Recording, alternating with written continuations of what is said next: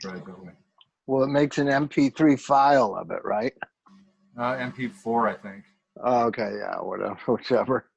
Because then I'm gonna do this on just straight audio too, and Yeah. I'll also have it on video. So okay, so here we go. It's Eric McCoy with Recovering Through Highness. As I always like to remind everybody that highness is not a property of drugs, but a property of people. Highness is not something I'm trying to avoid, but I'm always seeking. And that's the beautiful thing about being clean and sober, because drugs are ultimately going to take that away. My guest today really needs no introduction. You may have seen him on Celebrity Rehab, heard him on podcasts such as This Is Life with Dr. Drew, or enjoyed his music in bands like Thelonious Monster or The Bicycle Thief. He's the co-founder of Aloe House, a treatment program in Malibu, and you could also see his story in Bob the Monster. Yeah. And I can probably go on, but personally, this man who I'm about to introduce has been a teacher, has been a mentor, and a voice of reason for me as we work together in what I would say was not probably the most ideal situation. And I'm speaking about Bob Forrest. And we worked together during the P Gold Rush, didn't we? We did. I want to thank you, Bob, for taking some time aside. How you doing, man? Sure, I'm good. I'm just trying to hold it together, like everybody in America with the coronavirus and shut down, kids not going to school. I got 2 little kids, and you can't. Here's the thing. At first I thought, well, they're not going to school. That's all right. And then I thought, there's nowhere to go. You can't go anywhere. I know. Even our parks in Claremont were closed I live in Claremont, in the right near you. And even the parks are closed for a while. Now they're back open, but it's been a hell of a 4 months just stuck at home. I just got word from my wife that we're on a complete lockdown again. That's what I know. It's coming. You can feel it. Yep. Right? LA County. Yep. So I've been dealing with that, and then trying to, keep the rehab safe, and it's just been a heck of a 4 months, but that's why I haven't been able to get back to you, and I'm sorry. I wanted to do this podcast. I wanted to talk about your book. I got a book I've been writing with Evan, my partner, for like a year, and now it's just like grown gigantically, because America is my idea is that when you and I got sober, only 3% of the population experimented with drugs, especially heavy narcotics like heroin and cocaine. Now here's Elvis coming in my office. What do you need? Oh, both of you are in here. I'm really anything's happened today. Can I go see Charles? Yeah, but check with Chrissy. Okay. Sid, where are you going? As my kids, it's just like, holy God. Yeah. So the idea was 3% of us were addicts. 3% of the American public was addicts, right? Now 20% are, yep, as estimated with prescription drugs. Yep. Then you take the trauma and the narcissism and the borderline personality of our society as a whole, and you just have this cacophony of madness that you see unfold every day on the news, and unfold in supermarkets with Karens throwing food at their fellow citizens. I mean, we're through the looking glass into madness in America. Oh, yeah. And so I wrote a book called There's Something Terribly Wrong with Us about America. Yeah. And I do think it's sexual abuse and physical abuse and neglect and smothering of children with all the super moms and the explosion of exposure to high dose opioids. Like, our society is a mess. Every day I know like 2 kids that killed themselves. Yesterday I knew 2 people one person that killed himself, and one person still to be determined what they died of in one day. That used to happen once every 2 years. Now it happens every day. It's like that saying, it's like we used to start with the beer, right? Now it's starting with heroin, Yeah, start with a 20 milligram OxyContin.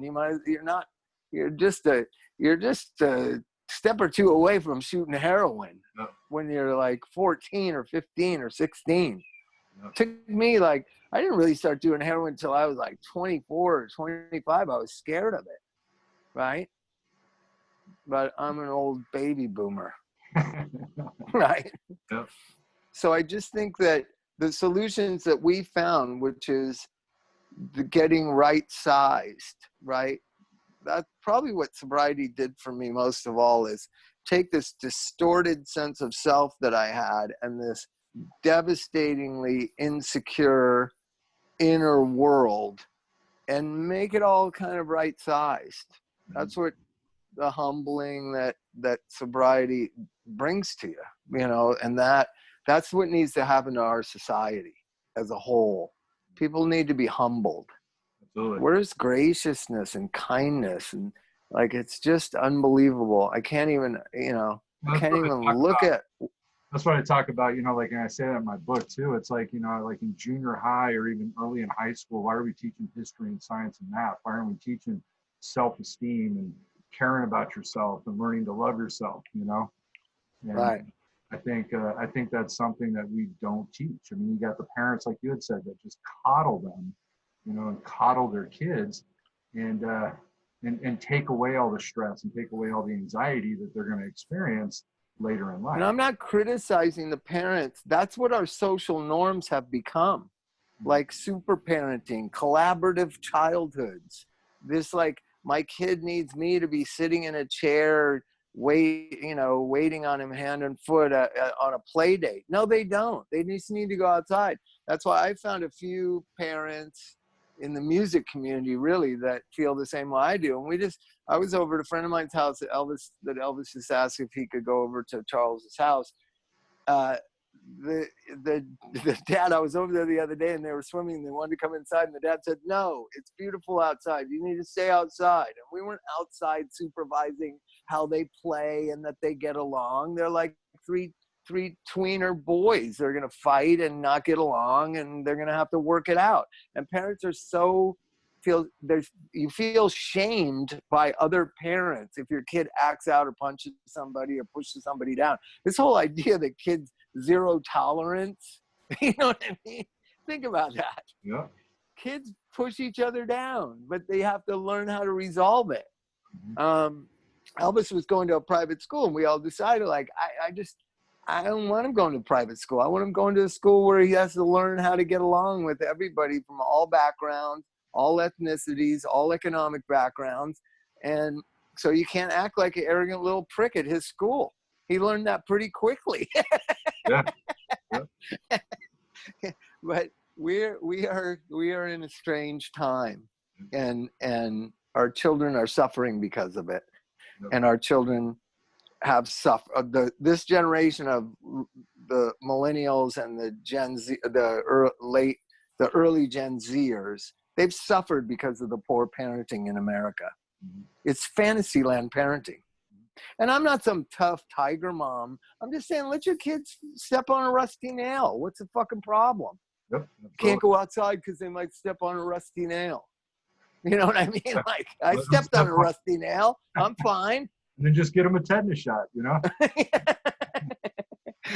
You'll know to look very carefully where you walk next time. Absolutely.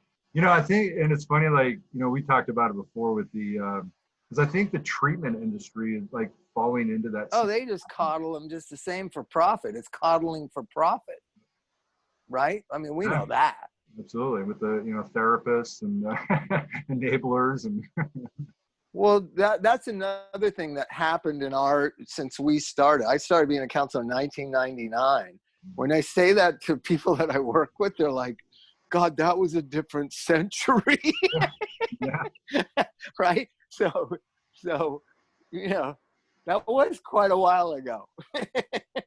Yeah, you started about 3 years before I did. Yeah. So in 1999, all drug treatment was run by recovering addicts. There were no marriage and family therapists in drug treatment. No. There were psychologists that came by once a week, but it was run by sober people. Mhm. And I'm not just talking about Cry Help and Impact and the more hardcore behavior mod programs. I'm talking about Hazelden and Betty Ford Center in hospitals at Exodus in Los Angeles. It was run by recovering addicts. The insurance industry demanded that it be run by mental health professionals, right? So you got your MFTs and your social workers and your PsyDs. They are most likely not sober people because they're on a successful track in life. Yeah. You know what I Absolutely. mean? I went back to school when I was 35 years old. It was crazy. It was crazy, little 19-year-old kids. I was in class with kids younger than my oldest son. And I was in the middle of the pack of the class. That was very humbling. But it was just enough to get educated, to become a KDAC counselor, and to work in drug treatment. Now, KDAC counselors, there's no position for counselors in drug treatment. It's not important anymore. It's not important. And we have this tsunami of suicide and drug overdose death, and you wonder why. Like, you know, it's just an instinct with social workers and mental health MFTs and the people who run treatment now to be bleeding heart, you know, codependents. That's why they got in that occupation. I've seen very few licensed professionals that the insurance industry wants to run treatment centers who aren't codependent.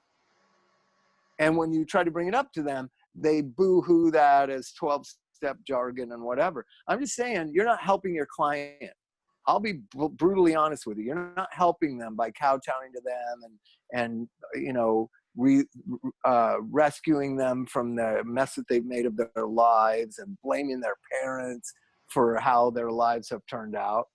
You know, one thing I realized I went to 20 treatment centers, so I have a lot of treatment as a client experience, right? And you do get that, like, my story is so unique and so different, and I'm such a unique case. You do get a little bit of sympathy from everybody, right? Addicts' lives are very sad, but sympathy and rescuing are two different things. Being empathetic towards a fellow addict who's suffering and not very enlightened about why they're suffering, most sober people have that. But then there's this other thing that comes in, which is, hey, you know, that and $1.60 ain't gonna get you a cup of coffee at Starbucks. You know, I remember the first time I was told it. I was probably like 27, 28. I was telling my story. My sister's my mom, and my grandparents. Everybody lied to me, and they're all dead now. And my dad killed himself when I was 15, and I was sexually abused by a neighborhood boy. I knew the routine to tell when I got in rehab, because those are all truthful things. But the idea that equates kill yourself with drugs, that's where sober addicts won't go there. Social workers always will. Yep. Oh, it makes sense that you're killing yourself with drugs. And addicts go, no, it doesn't make sense that you kill yourself with drugs. From that, you are responsible. Yep. Right? You are responsible for your actions, your will, the execution of your will. And social workers don't believe that. They believe that, oh, the trauma just makes them make poor decisions, and what decision they have. Unless you're insane, the choice between using and prostituting yourself and living in your car and not having a job and risking death and, like, just go to a meeting and stay sober, that is a choice that you have. And if you don't believe it's a choice, then you're going to die of drugs. And that's what's happening now with addicts. They're just dying of drugs because they're not given that clear choice, right? It's ambiguous. It's like, oh, well, you know, you could go to meetings or you could see a therapist or whatever. No, it's that clear. You're going to either live in your car and continue doing what you're doing, or you're going to take a different direction, surround yourself with people with a common goal, which is to stay sober no matter what. And you're going to gravitate towards that. It's that simple. It's always been that simple. Yeah, that fellowship is detrimental. Huh? That fellowship, you know, is absolutely detrimental to people. That's what the social workers think? Well, no, I'm saying having the, having a group or fellowship of people that you are, Yeah, it's attracted the to. most important thing to me. I mean, what I did was the first times I got introduced to the 12-step world through rehab, I actually went before rehab even. But once I was in the rehab go round and going to rehab and staying sober a few months and then using again, then going back to rehab, it's like a 9-year cycle of that. When I was in the 12-step meetings, nobody seemed that interesting to me. A lot of it was stuff I wasn't interested in. Then I started paying attention. I met some people that did say things I was interested in. And as I became more desperate to be sober, I was more willing to ask them questions, or willing to ask them to sponsor me, or willing to go to dinner with them afterwards, or meet them for dinner beforehand. A lot in the what was it? The late 80s, early 90s, the people met before the meeting. It became in the late 90s, early 2000s where you went afterwards because people stayed out till 11 o'clock at night. But the old guard that taught me how to be sober, they always got together at a coffee house like at 6 o'clock. Then the meeting started at 7:30, right? And so that meant you had to get off work, get a shower, get to that restaurant to hang out with those people that had something that you wanted. And I guarantee you, the clients I'm dealing with the last 10 years, they don't want it that badly. Mm-hmm. They have the treatment professionals telling them, "Oh, that's not the only way that you get sober." Yeah, it is. As far as I've seen, yeah, it is. I think one of the biggest downfalls, and I know it's kind of crazy though, once insurance came in, and started paying for people's treatment, and I hate to say that, but that is also where a huge downfall was that became in the industry, because people started, they were financially able to now go to rehab to take a break, where before they had to pay with cash, or you got. And there was so much cash flying around there in 2011, 2012, 2014. I think I met you in 15 or something. There was so much cash flying around. And I'm just a person that I don't have the same values as other people. I don't know why. So I never became one of those guys that I want to make $100 million like Michael Cartwright or some of the people that we know. Yep. And part of it I think is, but it is that corruption came into it because what you want to think is a bunch of equity fund guys came in and took over and they're all fraudsters. No, it was good, solid, sober people that got corrupted because they wanted to be extremely wealthy, and they're at their core, they're good intended people, but they just got corrupted. I watched it all over town. I watched it in LA. I watched it in Arizona. I watched it in Orange County. It was just good people, just like obsessed with money. And I've never been obsessed with money, and I'm not bragging. I never have been. I was very successful as a musician. I didn't really care about money.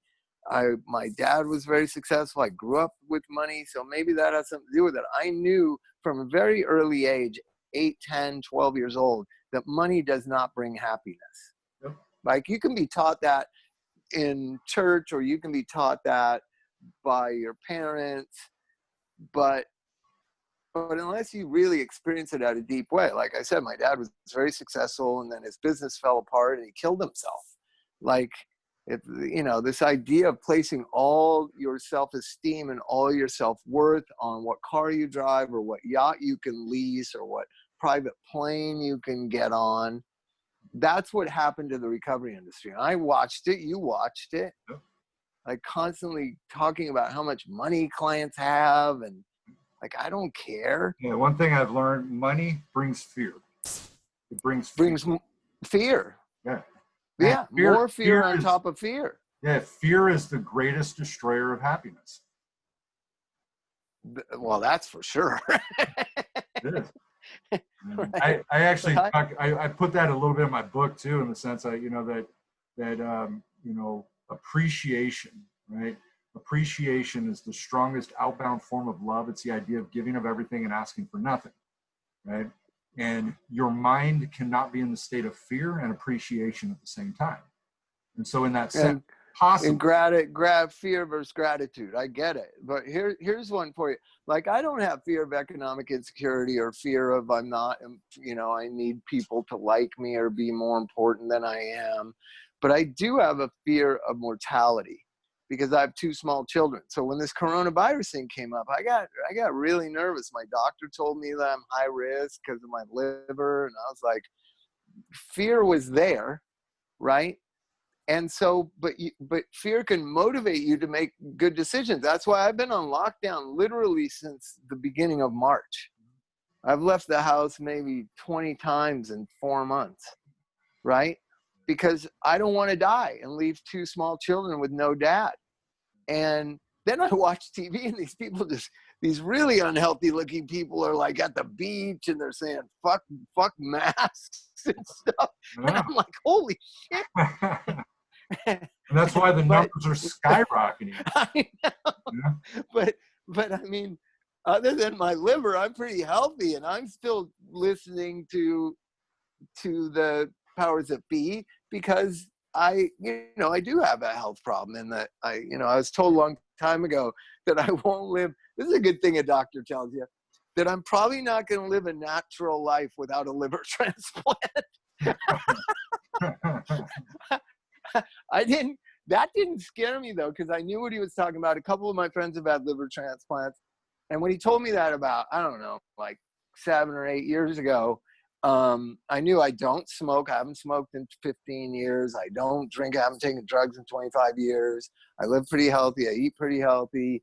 So I wasn't really that scared. Plus I knew the waiting list of how it works because my friends that got livers were in AA. So, and then I have the caveat, which bonuses you to get a liver, which is I have dependent children. So I'm sober for 25 years. I have dependent children. So if my liver does start to go, I'm going to be at the top of the list. So I wasn't scared of that. But this coronavirus thing kind of fucking put the fear of God in me. Yeah. At first, think about what it was like in March. It was pretty scary. It was. But it's not that fear of I'm not enough or I need more. It's just simple, basic mortality fear. And that does make you, it does get you living out of time. You're living in projected fear or like, in the moments with my children, I would over dramatize it in my head. Like I might be dead in 3 weeks. You know what I mean? Like if I got exposed, because I had a acquaintance of mine, she literally got it. This woman from Detroit got it in like 10 days. She was dead. It was frightening. I don't know how these people are walking around so confident that they're just going to be fine because I'm not. Well, a lot of people sit and they're like, "Oh, it's not real."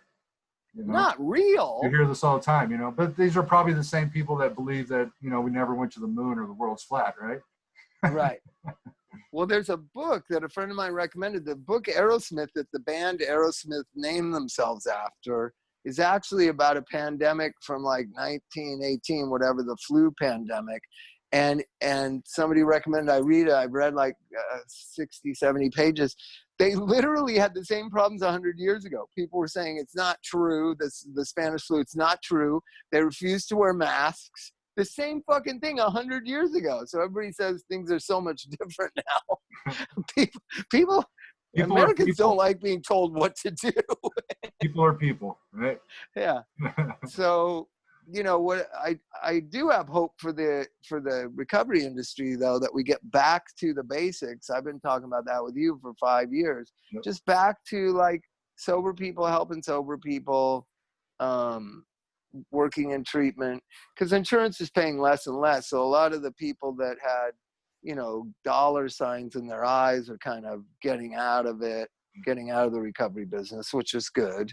Yep. And then, you're seeing less and less treatment centers. So part of what the problem I saw was, so the owners were greedy, but the line staff were great. But as there became more and more and more and more treatment centers, the quality of the treatment was diluted because there wasn't that many high quality experienced people in a rehab center, right? So there's like 4 of us, when we worked together, 4 of us had worked more than 5 years in treatment. Right. The rest of the people had only worked like a year or 2, right? Yeah. Whereas, you know, the place I worked at Las Encinas for years and years, like everybody had worked there since the 80s. Since the 80s. You know what I mean? They'd worked there for 25 years. So you had this wealth of wisdom and experience and kind of sophistication to the treatment center itself. I mean, the charge nurse had been there for 20 years, the woman who kind of, you know, doled out and oversaw the detox meds. And the doctor had worked there since the 80s. And I had worked other places. I started there in 2003. So I had worked in treatment for 4 years. I was the youngest person on the block, right? And it was just to be around all these people that have been doing it forever. It was amazing. And as everything got watered down, there wasn't a whole staff of people at any given rehab center, including my own or including the one we worked at, that had a whole staff, line staff, techs, the cook, the program director that had decades of experience working in treatment, because there were so many treatment centers, it all got watered down. Well, now that all the treatment centers are going bankrupt, it's coming back. The quality of the programs is coming back. Right. So that's a good thing, hopefully. Yeah. Well, because they can't afford all the high-priced therapists and all that stuff. So we're going back to counselors. I mean, that's where the degrees became the experts. You know? Yeah. The degrees. But you don't have a degree in addiction unless you're an addictionologist, doctor, psychiatrist.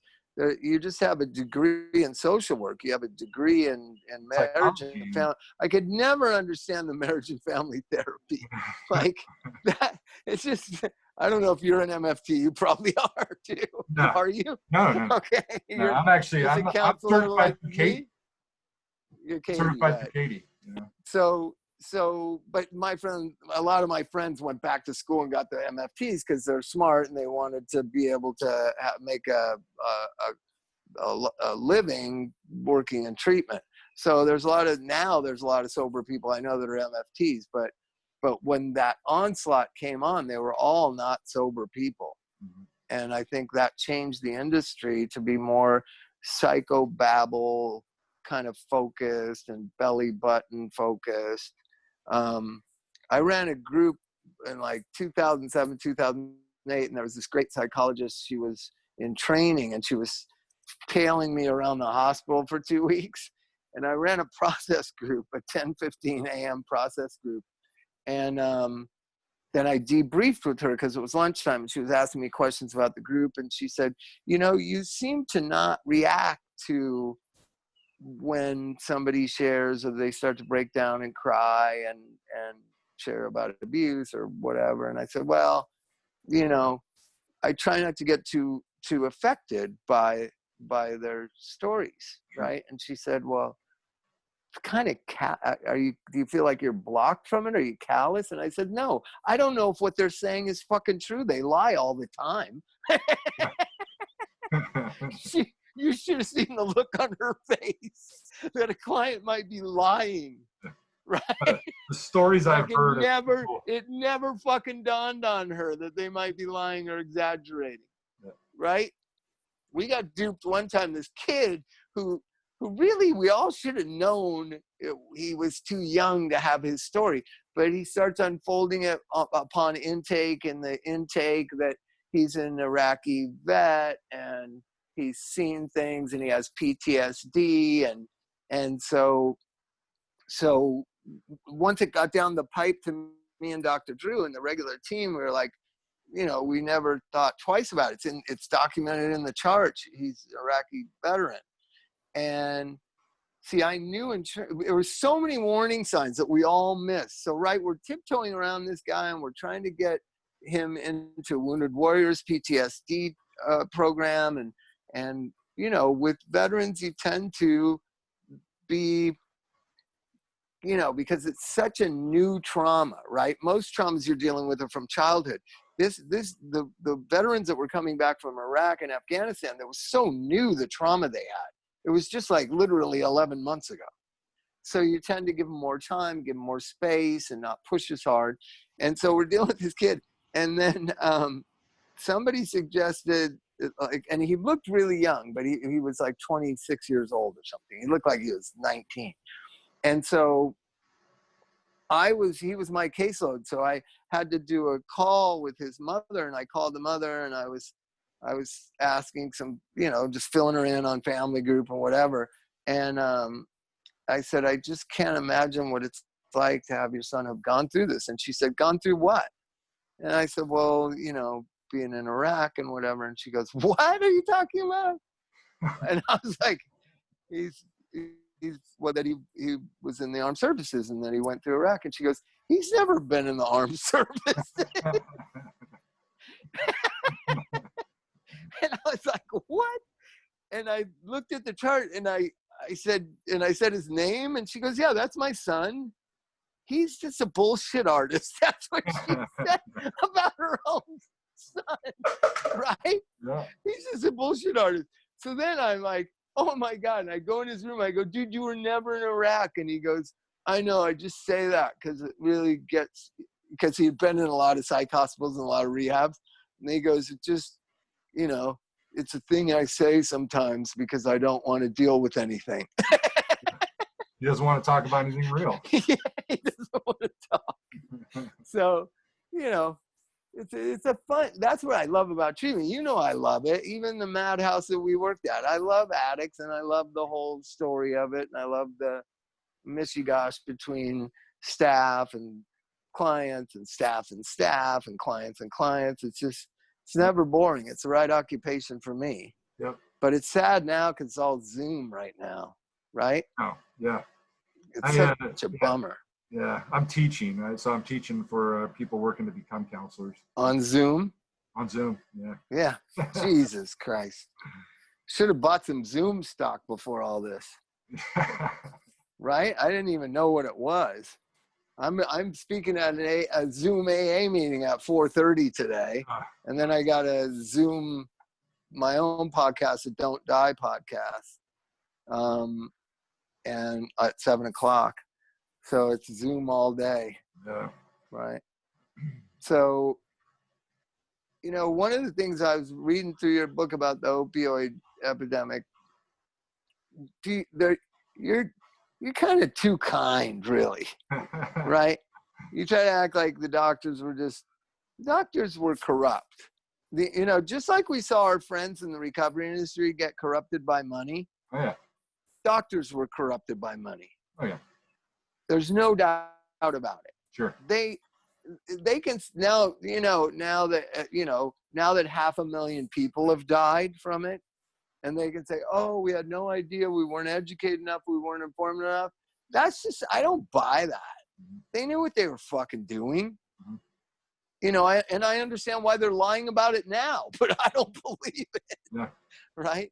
Yeah. When you've got 200 clients coming like clockwork to pay you cash money to get pills, you got to, at one time or another, early on in the first 6 months, that this is not good. Yeah. Right? But it's authorized by the American Medical Association. It's a part of the way medicine's practiced. Insurance pays for it. The Purdue is reassuring you that only addicts will get addicted to it. Right? Well, the problem in California and what we're seeing is that you have, there's no consequences really for doctors. There never is. I mean, you can go on the American Medical Board's website and look at how many of them have been convicted of felonies and they still have a license. It's a hard road. It's a hard thing. I don't know why it's much like the police union. Like, you know what I mean? Yeah. You can't get fired. Yeah. Do you know Jody Barber? Yes. So I had actually done a video, it's up on my Facebook page, and I had gone down to see the doctor, and I was curious on this, the doctor that actually her son had gone to, that was overprescribed all these medications. And so I kind of did sort of an undercover. I thought it was that woman that went to prison, wasn't it? Well, that was, I don't believe that I'm not sure if he actually went there. I know friends of his had gone to. Oh, okay, yeah, because she was big on that woman. That woman got convicted of manslaughter or something. She got like life in prison or something. Yeah. And So yeah, I went to this doctor and I videoed afterwards, like a before and after visit. And so, I went to this doctor and I sat down with this guy and I just explained, I can't focus, I can't concentrate, my life's leaving me, I can't hold a job, I can't get a job, just playing out all these symptoms, right? And he starts handing me medications. He gives me one, he chops it up and rolls it up into a bindle and hands it to me. Yeah. And he's like, take half this, and then of Suboxone or of what? this was it was actually a stimulating antidepressant. It was actually the medication that Jody Barber's son was started on by this same doctor.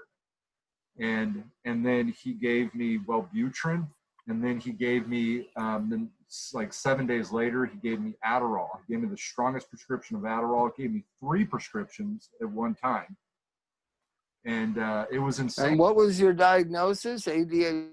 Yeah, I had anxiety disorder, ADHD, and so difficulty sleeping. I had all these different types of things I was telling the guy.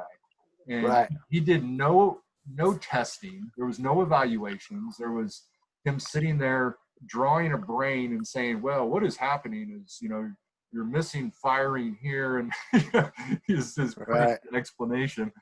And then he gives me samples.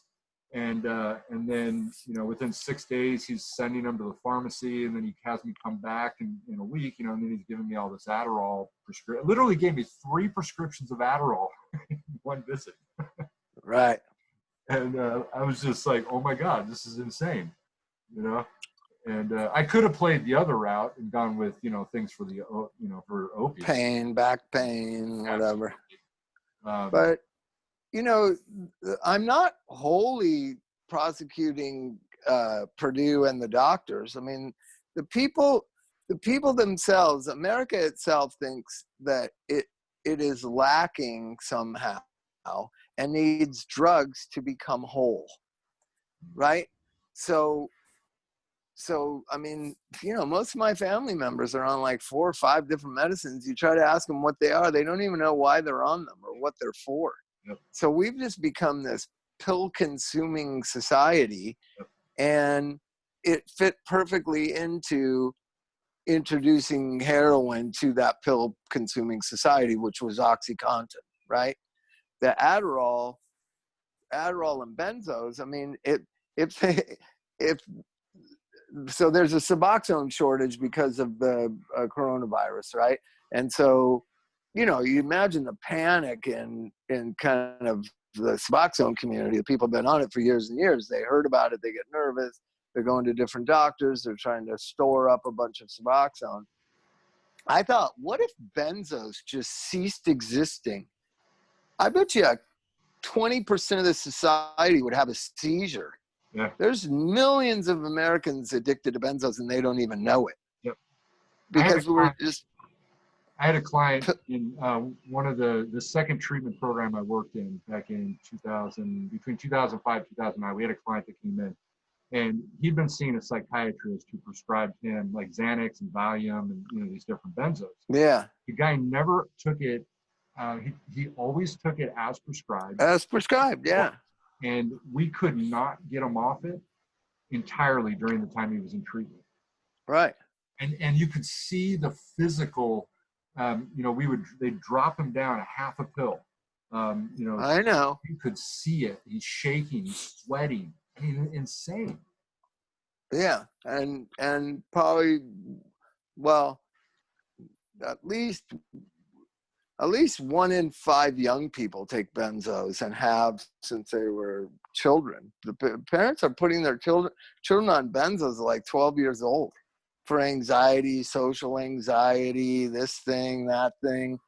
So I just don't know how we became so focused on taking pills for every human problem, but we have. And I don't think it's really going away. Now we've got pills. Now we admit that you get addicted to pills, and now we have pills to get you off or replace the pills that you're on pills, right? Or they give you other pills to counteract side effects of different pills. Yeah, of other pills. Yeah. So, I haven't taken anything since I took my last shot of heroin on March 15th, 1996, and I'm fine. And I have depression, and I have, anxiety, and I have, I don't sleep much. Somebody told me a long time ago, old people don't sleep much. And I was like, okay, I'm old. I'm not going to sleep much. So I sleep from I'm the last one to sleep around here. I go to sleep like at 1 o'clock in the morning. And then the kids get up at like 6:30 or 7. It's a fucking madhouse. So I sleep like 5.5 hours, but then I try to nap in the middle of the day, like for an hour or something. So what? So wait, like read a book, watch a movie, get on the treadmill and run. Like do something. You don't just have to take Lunesta because you can't sleep. Yep. Right? Yeah. And so, and go. Everybody's got their choices of how they want to live. That's what's great about America so far. But people come to us and say, why are my children dying? Why did my son kill himself? And I just say, because of drugs, because of these underlying issues that drugs cover up, because you're not having good boundaries with them, because you didn't teach them how to be prepared for this world. It's not your fault. The whole society's not teaching their children how to be prepared for this world. We're trying to mold the society to be what we told millennial society was going to be, where nobody says anything you don't like, or nobody does anything you don't like, or everybody behaves the way that they're supposed to. That's what political correctness is. It's to mold the society to fit what the millennials want, and it's just impossible. So then you have this fracturing of our society, where part of it, the Trumpers just break off and go, fuck that, we're not going to do that. And then you've got people like me just biting our tongue saying, I grew up in a society where you could say anything you wanted and you didn't get crucified for it. Yeah. Right?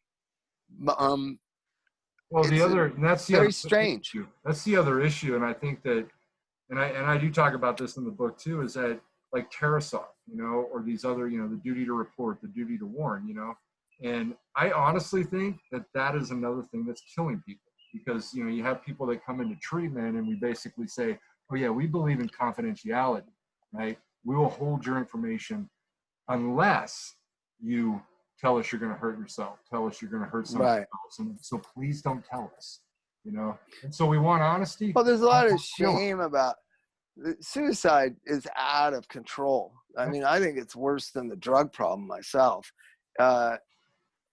It's just unbelievable. Suicide is the leading cause of death of white males between the ages of 36 and 54. It's the leading cause of death in America. Killing yourself, right? And so, if any other, people in Canada don't kill themselves at that kind of rate that we do. They're the same kind of society, just fucking 50 miles north of Windsor in Detroit. So something is specifically wrong with our society that men feel just so lost. When you look at that white males between the ages of 36 and 54, what is at the root of all that? I mean, I was in that. Now I've obviously cleared that, so I'm not going to kill myself, but I'm 59. So thank God I made it through that age bracket. But what is at the root of that? And I see it all the time in our society. It's just this kind of one thing that happens, which happened to a lot of my friends, is at about 50, you're kind of, if you built your career from like 35 to 50, they can replace you with a cheaper guy, right? That happens all the time. And then you're scrambling around trying to hold your family together and hold your economics together. And it's hard. I did it. I mean, my story. I lived in my own sober living. It was one of the most, that was more humbling than when I got sober. What year was it? 2013. So I was like, I was like 17 years sober, and I lived in my own sober living that I had with the clients. because I had nowhere to go. I was bankrupt and I was fucked. And then you moved to Laguna. Yeah. Well, then I got in with the gold mine of P crowd down there. Patient brokering and gold mine of P. Yeah. And those places are still open. It's just shocking to me. Yeah. It's just shocking. It's crazy. It's crazy. Right? So, and I see in the newspaper, like some people get busted, but for the most part, the fundamentals of the Orange County treatment model are still going, Mm-hmm. right? Isn't that true? I think a lot of them closed down. Well, Solid Landings did, but Westward Way's open, Hotel California's open, all those places are open. Yeah, but weren't there a good percentage that closed, especially once especially with all I think the most egregious ones like Sovereign, right? Yeah. I mean, the guy made $30 million off drug testing or something. Did they ever get charges filed against him?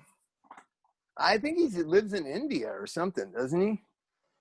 I don't know, but I know they raided him, the FBI. Yeah, they raided him, like the client said. They raided a place up here called the Boulevard or called something. And I love the 21st century. So the clients in the rehab were live streaming the FBI there with all the guns. And a friend of mine told me, dude, go on this YouTube thing on this kid's Instagram. And I was watching it, and I was watching the feds raid this LA, fraud. I remember that because then Tom got interviewed on that. He went to Orange County because he had worked there. Yeah. And it's just, I'm always cautiously optimistic about everything. I really did think if insurance covered treatment, more people would get sober, and I was wrong. They didn't. Because people aren't going to it for getting sober. They're going to it either for a place to stay or, of course, back in the day to get the money. Well, that's the other thing is that, I and my friends, we're just always ambitious, and we don't like handouts. Yeah. I always say, and nobody can believe this, I've never taken unemployment in my life, because when I was a kid, my dad just said, if you can't find a goddamn job, you're a hobo. My dad used to always say that about his brothers or like friends. So in my mind, like, you take unemployment, you're a fucking hobo. And though, I like hobos, I like Jack Kerouac and stuff like that. But it was like, no, you can get a job. You don't need, by the time you fill out all that paperwork and get a check, you should have a job. Now, I'm willing to take a job as a dishwasher, right? I'm willing to take a job as a car hop on a car lot, washing cars. I'm willing to, be an overnight guy, tech for $14 an hour. I'm willing to deliver pizzas in the hip part of LA. I've done all those jobs sober. Yeah. I drove for Uber. Yeah, there you go. I was thinking, I talked to initially Uber was a good job, right? Now it's more clamped down. Yeah, that's where I picked up Dr. Drew. Oh, really? At his house. He didn't want to be driving when he was going out. Yeah, took him down into the city of Pasadena. Yeah, he loves those restaurants down there. But yeah, and I've literally had clients that I came back to the house when I lived with them, and I said, hey, the juice bar down on Franklin has a part-time job, the thing in the window, right? And I said it to 3 of them who didn't have jobs. None of them went down to do it. Then this other kid I pounded a couple days later. I was like, I'm going to drive you down there, dude. Because he was at the end of the road. He was like at 100 days sober, right? He's going to be out on his ass in a little while as soon as his insurance doesn't pay. So I said, I drove him down there. He got the job. He was probably the only kid that applied for the job, right? And it's some, minimum wage, whatever it was, $10.75 an hour, 6 hours a day, 3 days a week, 18 hours. So, and he's like complaining. I go, it's $180, dude. And you get free smoothies. And he goes, you don't get free smoothies. I go, what are you talking about? So it was the smoothie place I went to all the time, right? And he goes, no, you can't ring it up. You can't get a free smoothie. I go, dude, put double the shit in the blender, fill the person's shit up, and then pour yours into a fucking cup. What do you think? You got to go ring it up at the register? Jesus, these kids don't even know how to steal a smoothie.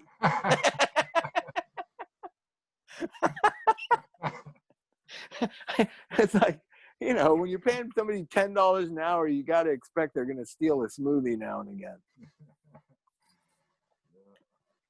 Yeah, that's the whole thing too about with the jobs with people. I mean, how many times have you seen people that, you know, they're not going to go out and get a job because they need to be the director, or they need to be the CEO, or they need to be, you know, the you know, going from not having a job from a drug addict to a position that somebody when I first got sober, there was this guy Chris Hoy who really helped me get sober. It's one of these Eskimo people. He just was incredibly helpful, and you know, I'd had jobs in college, and then I became a musician, so I really didn't have a job where I understood how jobs work for like, you know, for like 9 years.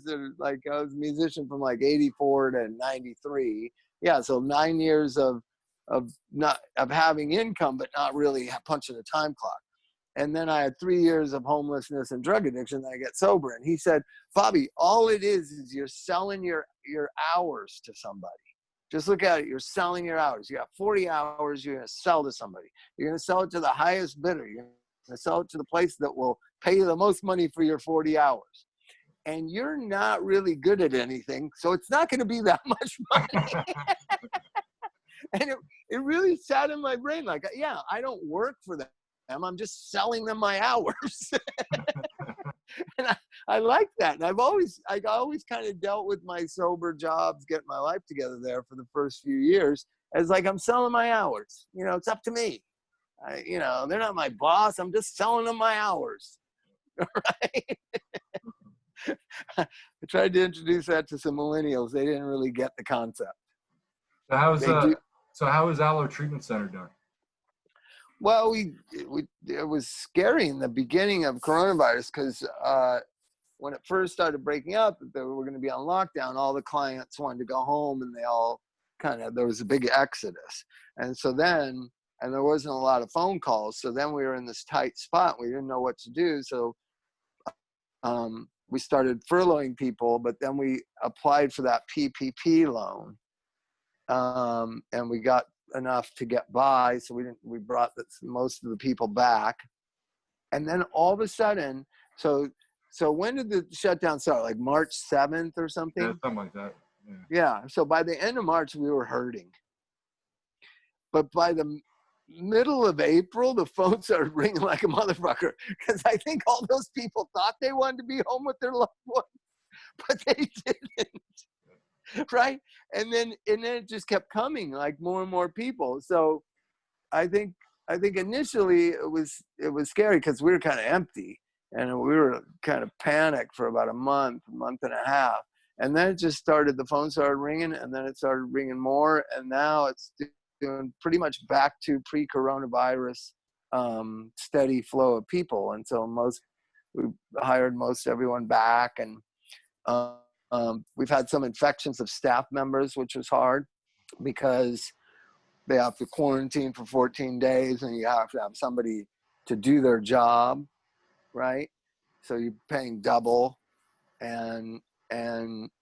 but we kind of knew, because we're kind of, Evan, my partner, is really good at talking to the state, and the state has all these things that eventually coronavirus is going to be in every rehab, and you're going to have people that have cleared the virus work there. That's the most safest thing, instead of people in gowns and covered with gloves like in a hospital. So we're just still waiting to see, but we've had about 8 employees now are clear of the virus and have the antibodies. So they had it, and they cleared it. No one's died. No one's been on a ventilator, because staff of rehab are usually pretty youthful and healthy, except for you and me.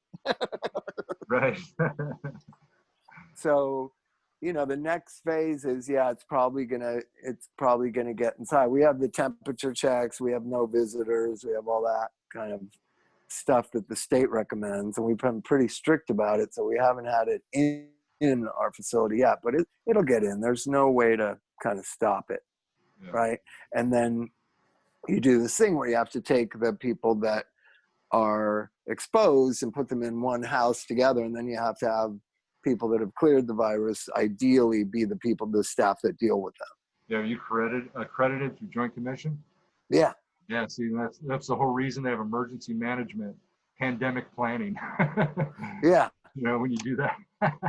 Well, I mean, get to use it. But the state didn't count on that you knew that stuff. They sent a whole new thing. It was really pretty extensive as to, and then we just got, you just got to spend a night reading this stuff. The other thing, that's another thing that happened in rehabs. Like, none of this stuff is that complicated. Yeah. But you do have to read it over and over again and discuss it with your team and kind of ask questions of stuff you don't know. And what happened was all the people we worked with and all the rehab owners of the gold rush era of rehab, they had no time to read shit. They were too busy looking at what car they wanted to buy. You know what I mean? But Evan read it. Jared, my other partner, read it like 3 times. He said, I think I understand it. And then we talked about it with the nurse and we figured it out. It only took like 2 days. Yeah.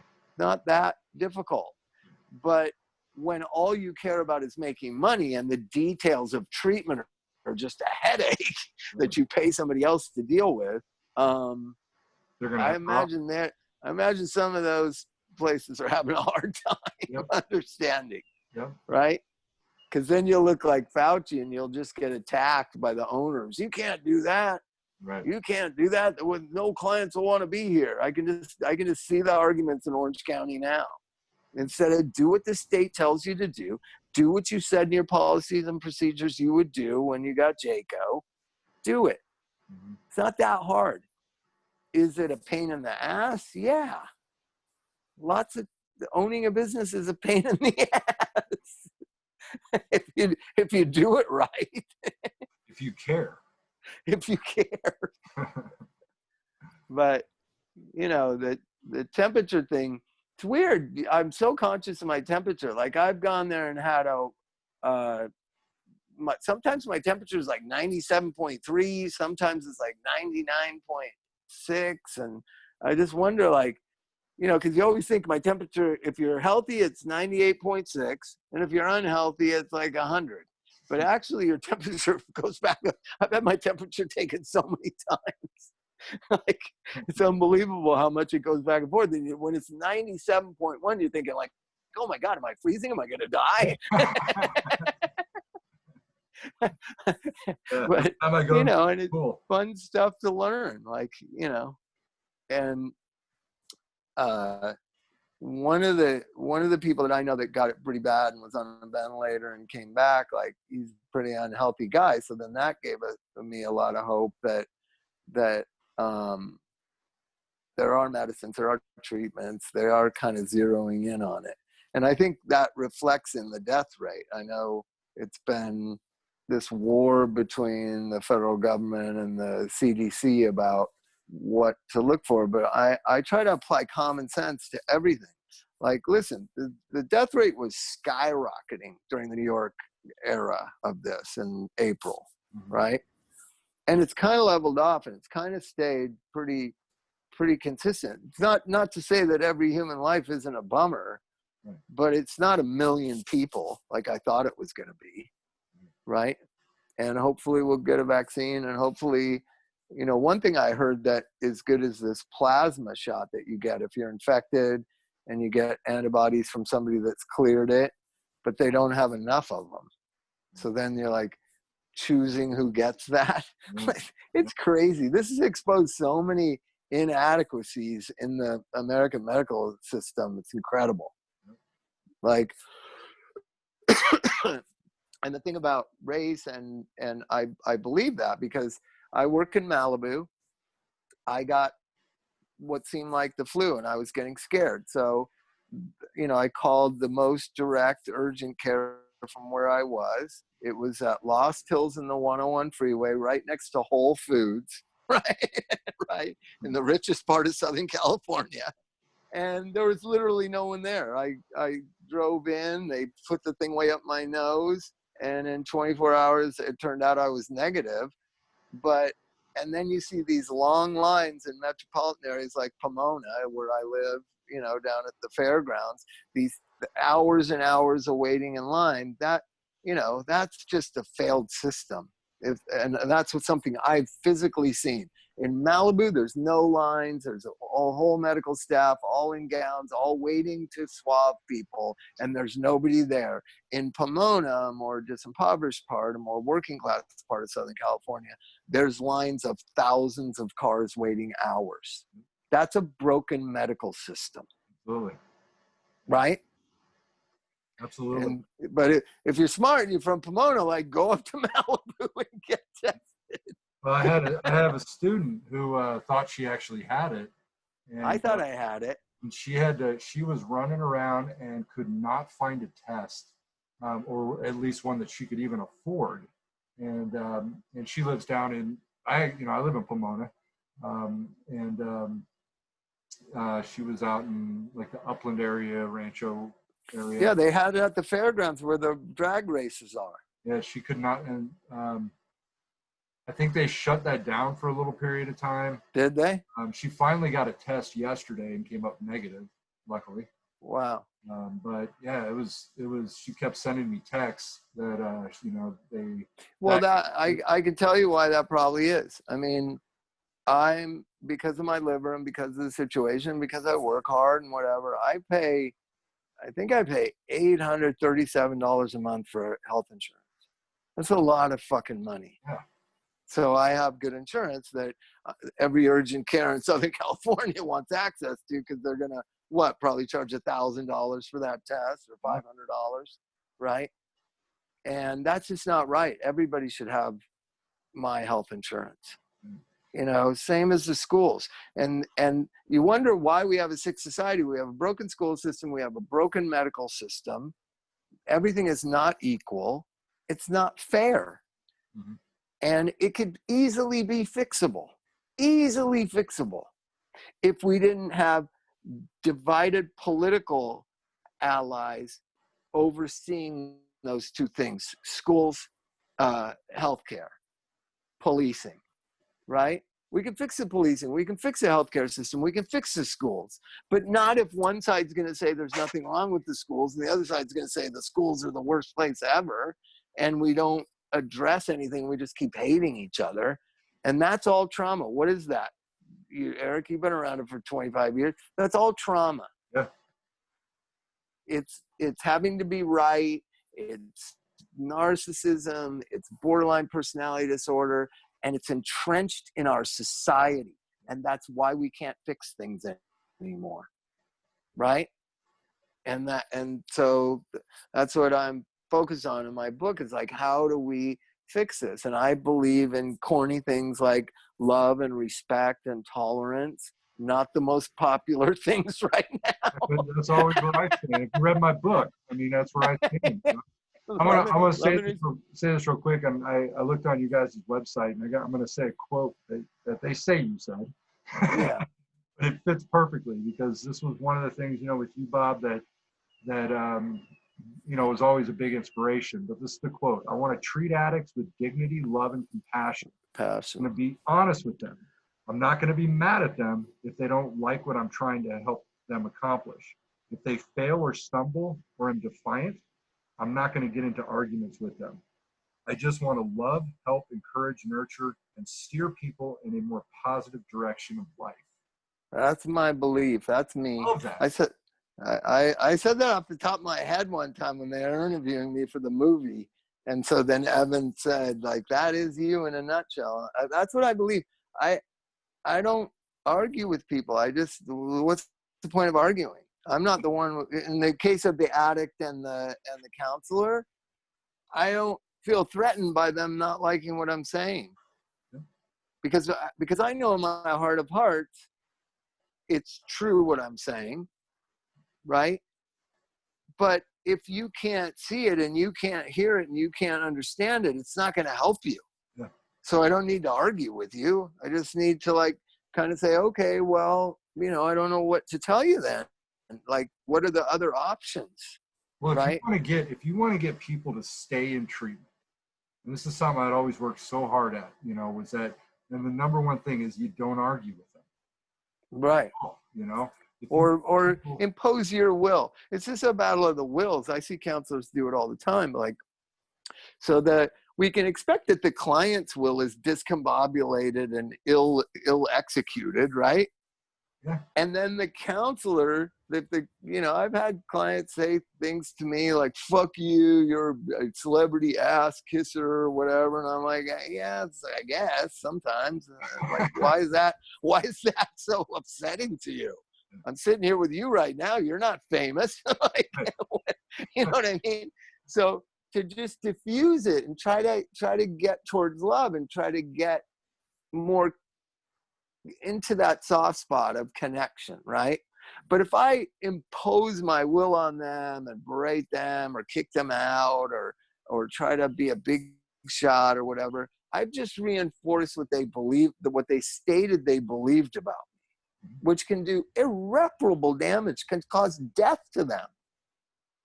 That's what I know it's a life or death issue. Mm-hmm. And so I don't get so emotionally affected by the process. I just want to help encourage and kind of educate and kind of be a reflection of what they're saying, right? Mm-hmm. And most people just are too insecure to say, yeah, sometimes I kiss celebrities' asses. Doesn't everybody? You know what I mean? Like, I don't know. It's pretty rad when, like, I was a counselor for one of my favorite singers in the history of mankind.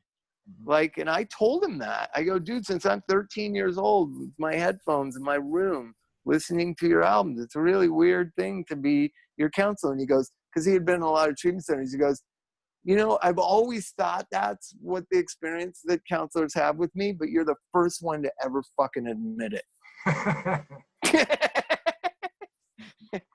And so, and we had a good time and hopefully it helped. That's all the thing is. People helped me in ways that I could never pay them back. A guy said something, I don't even know who it was at an AA meeting. He said, I realize now there's nothing that I want that really, truly, if I think about it, I don't already have. Mm-hmm. Right? Because what is to have a new car? I want to be safe. I want to be admired. I want to be whatever. Well, you can be that without the car, right? Cars are cars. But once you get distorted and you think you have to drive this certain car to be respected, to feel safe, to feel self-esteem, to feel this, you're now going down a slippery road that leads to God knows where. Mm-hmm. But if you just say, like, I got an all right car. I got the same car I had when we worked together, that Volvo. It's a nice car. It's got 100,000 miles on it. Still looks all right. Get you from A to B, What? It gets you from A to B. Yeah, it gets you from A to B, and it's got air conditioning and Sirius radio. What more do you need? So, yeah, no, I think things will get better, but they might be slightly, it's going to take a while to get to a better place. We're going through something as a society, as an industry, individually. There's just something going on, right? Yep. And I can't wait to see what the resolve of it is, because I've got one plan. If it's more ugliness and sickness and disease, I'm just going to move out of this country. Like, I'm not tied to here. My family are all dead. I just take my kids and go. I really have never felt like, oh, I have to be in America or I have to be in LA. A bunch of my friends that I grew up with that are in the movie, I said to them, like, they're all wealthy. They could live anywhere in the world. I said, to Anthony Kiedis, like, why do you live in LA still? It's like traffic and nightmares and phony people and whatever. And he goes, because you and Michael do, because I grew up here, because everybody we know lives here.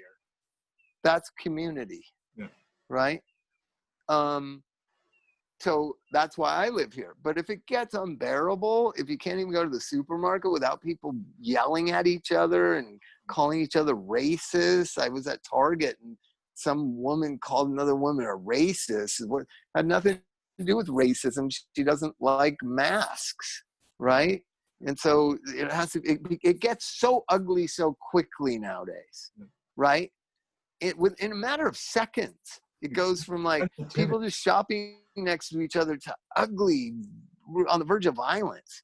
I've never seen anything like it.